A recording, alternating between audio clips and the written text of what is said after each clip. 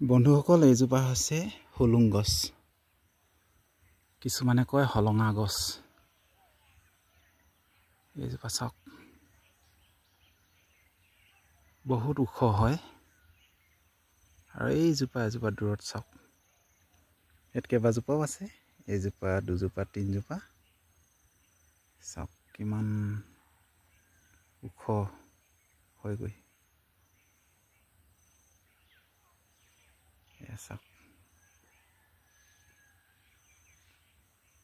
আগতে ব্ৰিটিছসকলে বোলে এই গছজোপা প্ৰথম অসমত দেখি আচৰিত হৈছিল আৰু কৈছিল হাউ লং এনেকৈ হাউ লং বুলি কৈ হুলুং হৈ পৰিলগৈ হুলুং গছ অৰ্থাৎ দীঘল গছ আৰু বৰ্তমান অসম চৰকাৰে এই হুলুং গছক ৰক্ষণাবেক্ষণ দিছে বিনা পাৰ্মিশনত এই গছ কোনেও কাটিব নোৱাৰে মালিকী স্বত্ব হ'লেও যদিও কাৰোবাৰ ব্যক্তিগত তথাপিও কাটিবলৈ পাৰ্মিশন ল'ব লগা হয় এয়া চাওক আৰু ইয়াৰ গুটি বৰ্তমান ঘূৰি ঘূৰি পৰিছে তলত ইয়াৰ এটা ভিডিঅ' আপোনালোকক আগবঢ়াম আজি আপোনালোকক কেৱল এইটো এটা সৰু সুৰা ইনফৰমেশ্যন দিব খুজিছোঁ চাওক কিন্তু এই গছ আজিকালি হেৰাই গৈছে জংঘলততো নাই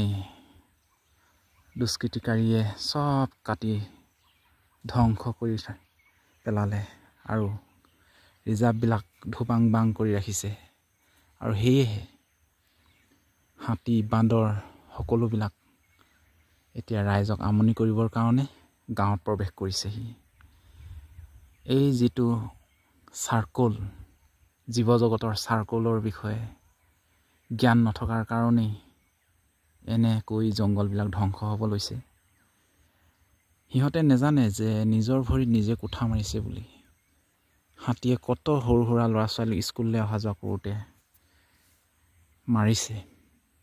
বা বহুতে ঘৰলৈ উভতি যাওঁতে ৰাতি বাটতে হাতীয়ে মাৰিছে বান্দৰে যে শস্য সকলোবিলাক নষ্ট কৰিছে ঘৰত আহি এইবিলাক কথা অশিক্ষিত লোকেতো নাজানে অনুভৱ নকৰে সেয়েহে ৰিজাৰ্ভবিলাক ধ্বংস কৰিছে আৰু এতিয়া ভুক্তভোগী সকলো এটা কথা আচৰিত শুনিব আপোনালোকে যিসকলে জানে সেইসকলে জানে আমি যিহেতু জংঘল কাষৰীয়া হয় সেইকাৰণে অনুভৱ কৰি ৰাখিছোঁ যেতিয়া কোনোবা দুষ্কৃতিকাৰীয়ে এনেকৈ হুলুং গছ কাটিব লয় তেতিয়া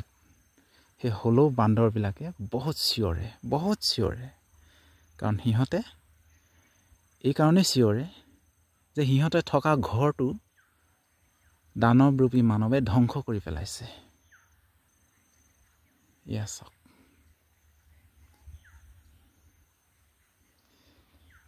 সেইকাৰণে হলৌ বান্দৰবিলাকে বহুত চিঞৰে